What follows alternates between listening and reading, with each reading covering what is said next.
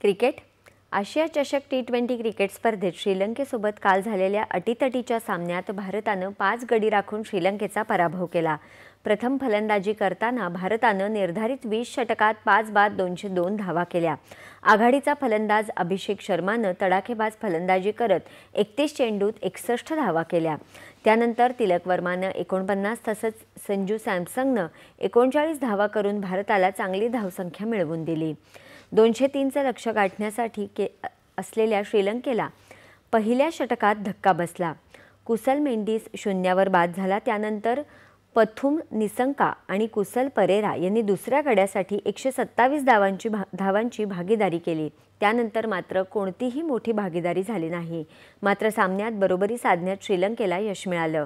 त्यानंतर झालेल्या सुपर ओव्हरमध्ये भारतानं एकतर्फी सामना जिंकला। अर्शदीप सिंगने टाकलेल्या सुपर ओव्हरमध्ये श्रीलंकेला केवळ 2 धावा करता आल्या। कर्णधार सूर्यकुमार यादव या धावा सहज काढत सामना जिंकून दिला। 58 चेंडूत 107 धावा करणारा पथुम निसंका सामनावीर ठरला। आशिया चषक स्पर्धेत उद्या भारत आणि पाकिस्तान दरम्यान अंतिम सामना होणार आहे।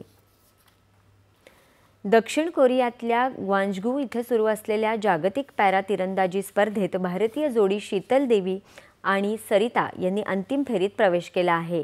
यामुळे स्पर्धेतली भारताची 4 पदकं निश्चित झाली आहेत।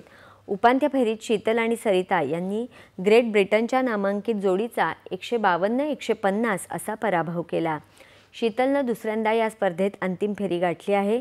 पुरुषांच्या दुहेरी स्पर्धेतही राकेश कुमार आणि तोमर कुमार यांनी आधीच अंतिम फेरीत प्रवेश केला आहे। अंतिम फेरीचे सामने आज होणार आहेत।